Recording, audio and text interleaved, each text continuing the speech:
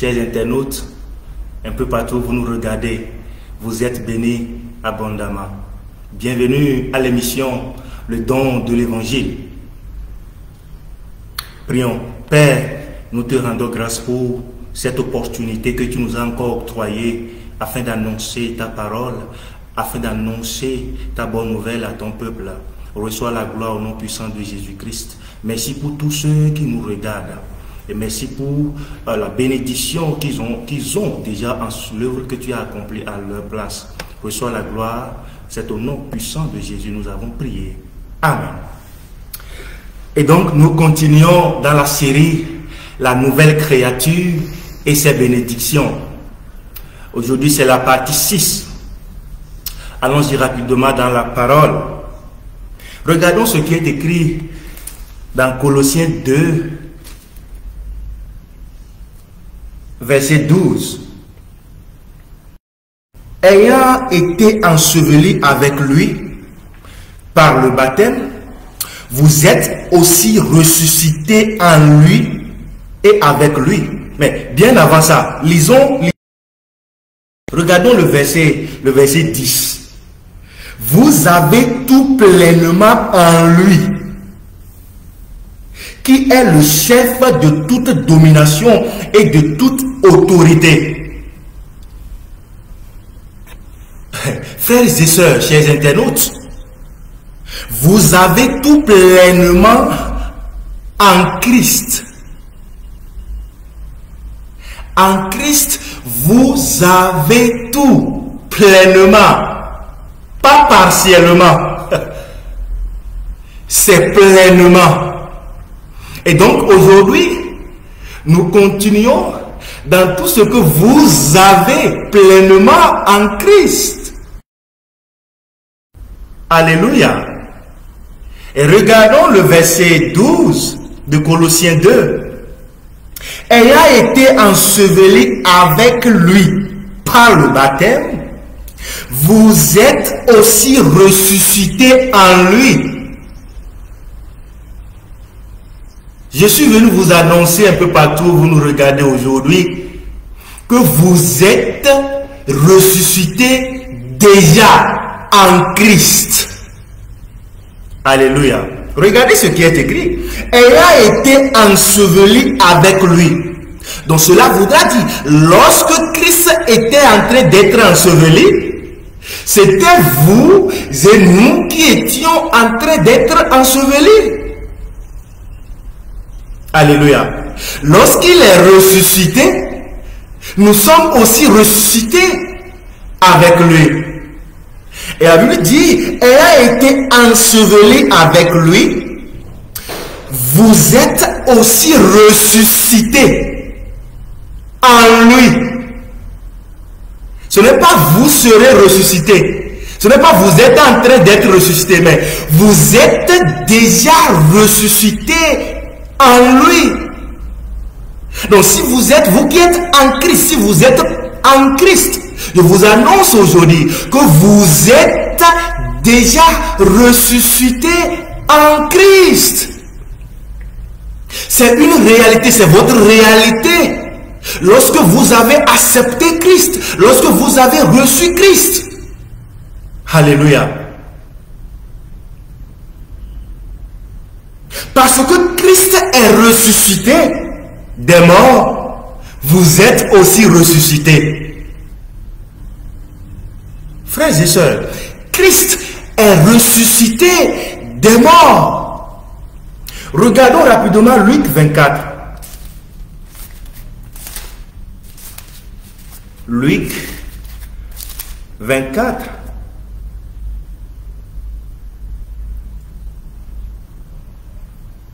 À 8. Le premier jour de la semaine, elles se rendirent au sépulcre de grand matin, portant les aromates qu'elles avaient préparés. Elles trouvèrent que la pierre avait été roulée devant le sépulcre. Et étant entrées, elles ne trouvèrent pas le corps du Seigneur Jésus-Christ. elle ne trouvait pas le corps du Seigneur Jésus-Christ. Saisie de frayeur, elle baissait le visage contre terre. Mais il leur dit, pourquoi cherchez-vous parmi les morts celui qui est vivant? Le verset 6 dit, il n'est point ici, mais il est ressuscité. Alléluia. Christ n'est point ici, il est ressuscité. Lorsque nous étions tous séparés de Dieu, lorsque nous étions tous condamnés à mort, Christ est venu. Il a payé le prix à votre place. Il a payé le prix à notre place. Et il est mort pour nos péchés. Lorsqu'il est mort pour nos péchés, c'est nous qui étions morts, qui sommes morts pour nos péchés. Parce que grâce à son amour pour vous et nous, il est mort pour nos péchés. Parce qu'il est mort pour nos péchés, nous sommes aussi morts pour nos péchés. Donc, il s'est substitué à nous par son amour. Il s'est substitué à vous par son amour. Mais il est ressuscité le troisième jour. La Bible dit, il n'est pas ici, mais il est ressuscité. Christ est ressuscité des morts. Après avoir accompli le prix de nos péchés, après avoir accompli l'œuvre à laquelle nous sommes appelés. Alléluia. Verset 7. Et qu'il disait, il faut que le Fils de l'homme soit livré entre les mains des pécheurs, qu'il soit crucifié et qu'il ressuscite le troisième jour. Et elle se ressouvint des paroles de Jésus. Regardez le verset 20 de Luc 24. Et comment les principaux sacrificateurs et nos magistrats l'ont livré pour le faire condamner à mort, mais ils l'ont crucifié. Oh, verset 24. Quelques-uns de ceux qui étaient avec nous sont allés au sépulcre et ils ont trouvé les choses comme les femmes l'avaient dit, mais lui, ils ne l'ont point vu. Mais lui, ils ne l'ont point vu. Frères et sœurs, Christ est ressuscité des morts. Jésus-Christ est ressuscité des morts. Verset 34. Et disant, le Seigneur est réellement ressuscité et il est apparu à Simon. Christ est réellement ressuscité des morts. La Bible dit, il est apparu à Simon. On va regarder. Regardons 1 Corinthiens chapitre 15. Rapidement. 1 Corinthiens chapitre 15. À partir de verset 5. Et qu'il est apparu à Céphas, puis aux 12.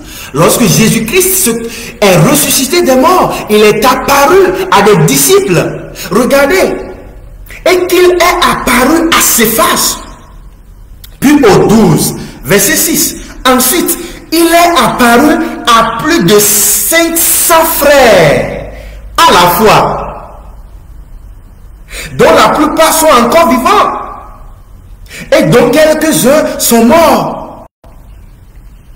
Il est apparu à plus de 500 frères. Regardez le verset 7. Ensuite, il est apparu à Jacques, puis à tous les apôtres.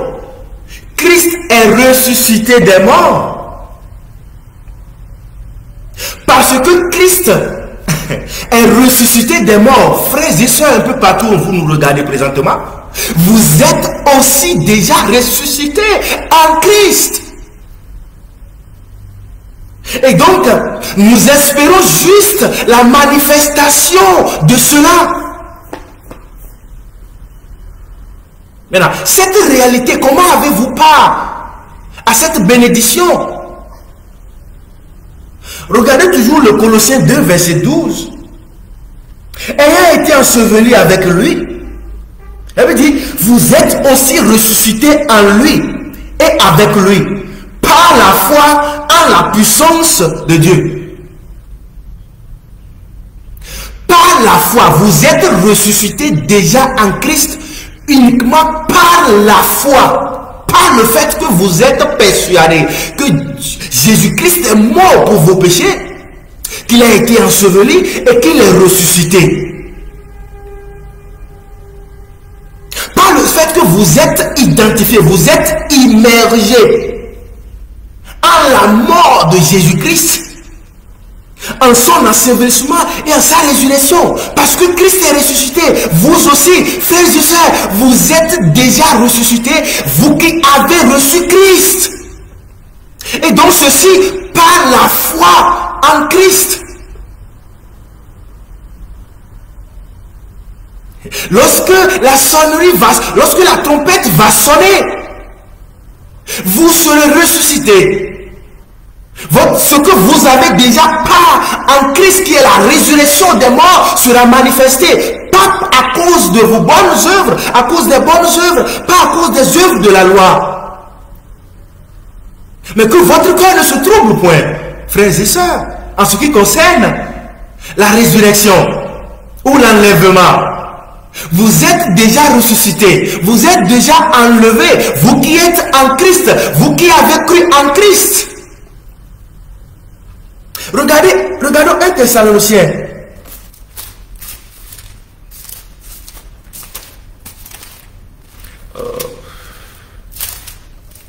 1 Thessaloniciens chapitre 5.